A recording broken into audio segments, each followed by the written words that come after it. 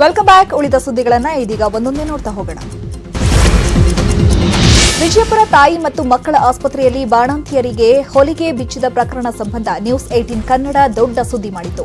ಇದೀಗ ತಾಯಿ ಮತ್ತು ಮಕ್ಕಳ ಆಸ್ಪತ್ರೆಗೆ ಉಪ ಲೋಕಾಯುಕ್ತ ಬಿಎಸ್ ಪಾಟೀಲ್ ಭೇಟಿ ನೀಡಿ ಪರಿಶೀಲನೆ ನಡೆಸಿದ್ದಾರೆ. ಆಸ್ಪತ್ರೆಯ ಒಪಿಡಿ ಲ್ಯಾಬ್ ಬಾಣಂತಿಯರ ವಾರ್ಡ್ಗೆ ಭೇಟಿ ನೀಡಿ ಪರಿಶೀಲನೆ ನಡೆಸಿದ್ದಾರೆ. ಚಿಕಿತ್ಸೆ ನೀಡಿದ ಸ್ಥಳ ವಾರ್ಡ್ ಬಗ್ಗೆ ವೈದ್ಯರ ಬಳಿ ವಿಚಾರಣೆ ಮಾಡಿದ್ದಾರೆ. ಹೊಲಿಗೆ ಬಿಚ್ಚಿ ಸಮಸ್ಯೆಗೀಡಾದ ಬಾಣಂತಿಯರನ್ನ ಭೇಟಿಯಾಗಿ ಧೈರ್ಯ ತುಂಬಿದ್ದಾರೆ. ಆ್ಯಕ್ಚುಲಿ ಎರಡು ಮೂರು ಆಪ್ರೇಷನ್ ಮಾಡಿದ ನಂತರ ಸ್ವಲ್ಪ ಹೊತ್ತು ಅದನ್ನು ಸ್ಟೆರಿಲೈಸ್ ಮಾಡಲಿಕ್ಕೆ ಅದಕ್ಕೆ ಇದು ಕೊಡಬೇಕು, ರೆಸ್ಟ್ ಕೊಡಬೇಕು. ಅದಕ್ಕೆ ಆಪ್ರೇಷನ್ ಥಿಯೇಟ್ರಿಗೂ ರೆಸ್ಟ್ ಬೇಕು. ಸೊ ಇವರೇನು ಮಾಡ್ತಾರೆ, because of the demand flow ಜಾಸ್ತಿ ಇರೋದ್ರಿಂದ ಅವಿರತವಾಗಿ ಮುಂಜಾನೆ ಸಂಜೆ ಬೇಕಂದ್ರೆ ರಾತ್ರಿ ಮಾಡಿ, ಹೀಗಾಗಿ ಇನ್ಫೆಕ್ಷನ್ಸ್ ಆಗುವಂಥ ಪಾಸಿಬಿಲಿಟಿ ಇದೆ ಅಂತ ಅವ್ರು ಹೇಳ್ತಾರೆ. ಸೊ ನಾನು ಎರಡನ್ನೂ ಇನ್ಸ್ಪೆಕ್ಷನ್ ಮಾಡ್ಕೊಂಡು ಬಂದೆ. ಈಗ ನೋಡೋಣ, ಇನ್ನೂ ಸ್ವಲ್ಪ ದಿವಸ ನೋಡಿ. ವಿಜಯಪುರ 40 ಬಾಣಂತಿಯರ ನರಳಾಟ.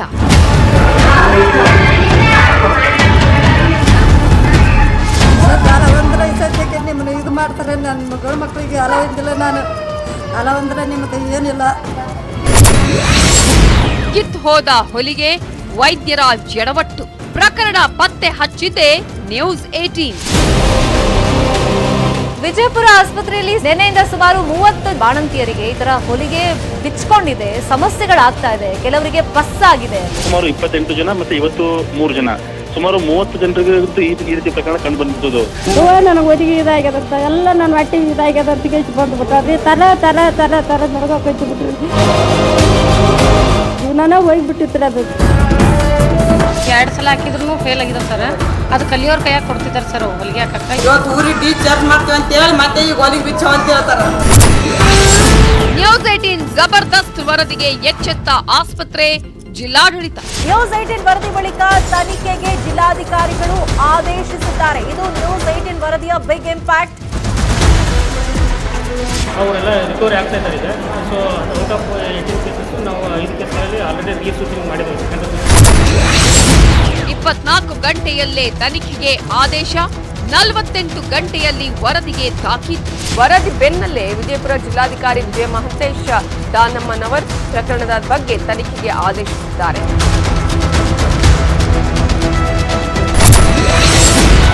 ಇದು ನ್ಯೂಸ್ 18 ಕಳಕಳಿ, ಮೆಗಾ ಇಂಪ್ಯಾಕ್ಟ್. ಕಾಂಗ್ರೆಸ್ನವರಿಗೆ ಈಗ ಭಗತ್ ಸಿಂಗ್ ಬಗ್ಗೆ ಲವ್ ಅಂಡ್ ಅಫೆಕ್ಷನ್ ಯಾಕೆ ಶುರುವಾಯಿತು ಗೊತ್ತಿಲ್ಲ ಅಂತ ಸಂಸದ ಪ್ರತಾಪ್ ಸಿಂಹ ಹಾಸನದಲ್ಲಿ ಹೇಳಿಕೆ ನೀಡಿದ್ದಾರೆ. ರಸ್ತೆ, ವಿಮಾನ ನಿಲ್ದಾಣ, ನೈರ್ಮಲ್ಯಕ್ಕೆ ಸಂಬಂಧಪಟ್ಟ ಯೋಜನೆ, ಉದ್ಯೋಗ ಖಾತ್ರಿ ಯೋಜನೆಗಳಿಗೆ ಇಂದಿರಾ ಗಾಂಧಿ, ರಾಜೀವ್ ಗಾಂಧಿ ಬಿಟ್ಟು ಬೇರೆ ಹೆಸರು ಕಾಣಲ್ಲ.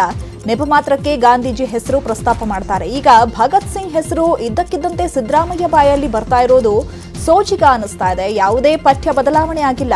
ಎಸ್ಎಸ್ಎಲ್ಸಿ ಸಪ್ಲಿಮೆಂಟರಿ ಟೆಕ್ಸ್ಟ್ ಬುಕ್ನಲ್ಲಿ ಭಗತ್ ಸಿಂಗ್ ಅಧ್ಯಾಯ ಯಥಾವತ್ತಾಗಿ ಪ್ರಿಂಟ್ ಆಗ್ತಿದೆ. ನಾರಾಯಣಗುರು ಅವರ ಪಾಠ 7ನೇ ಕ್ಲಾಸ್ನಲ್ಲಿದೆ ಅಂತ ಹೇಳಿದ್ದಾರೆ.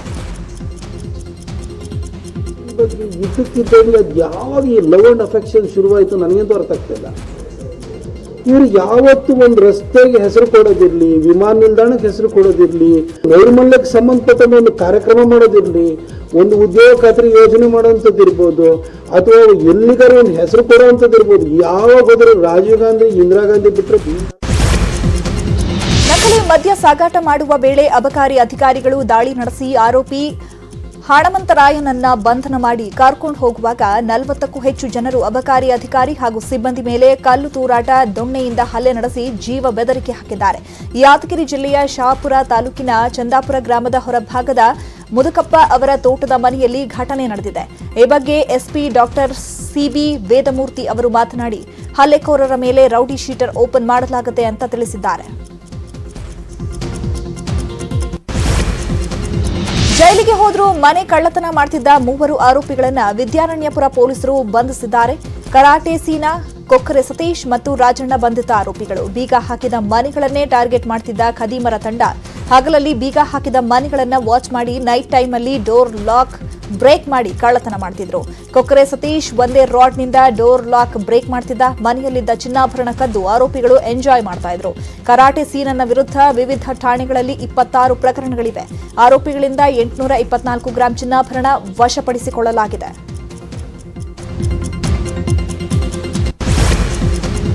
ರೈಲಿನ ಮೂಲಕ ಸಾಗಾಣಿಕೆ ಸುರಕ್ಷಿತ, ಶೀಘ್ರ ಮತ್ತು ಸುಗಮ. ಅಲ್ಲದೆ ರಸ್ತೆ ಸಾಗಾಣಿಕೆಗೆ ಹೋಲಿಸಿದ್ರೆ ಇಂಗಾಲದ ಹೊರಸೂಸುವಿಕೆ ಅತಿ ಕಡಿಮೆ.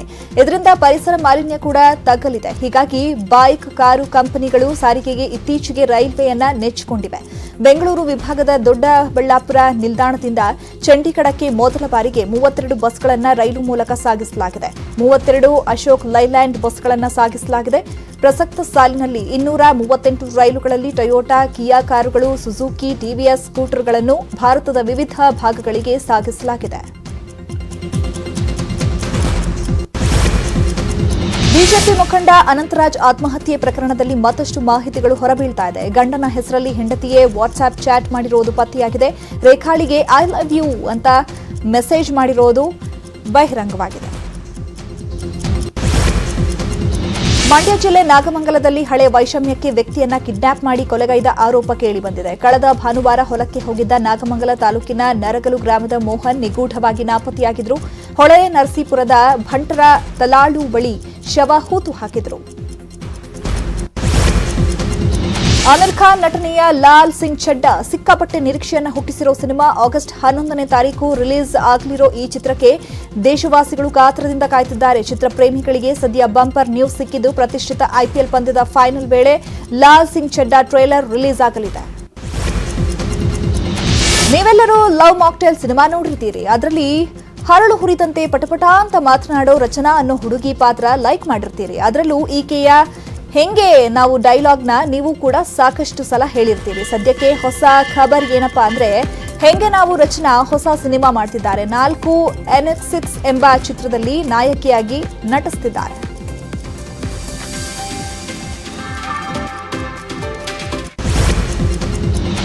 ಇವಿಷ್ಟು ಈ ಹೊತ್ತಿನ ಪ್ರಮುಖ ಸುದ್ದಿ. ನೋಡ್ತಾ ಇರಿ News 18 ಕನ್ನಡ. ಜಾಲ ನಮ್ಮದು, ಬಲ ನಿಮ್ಮದು.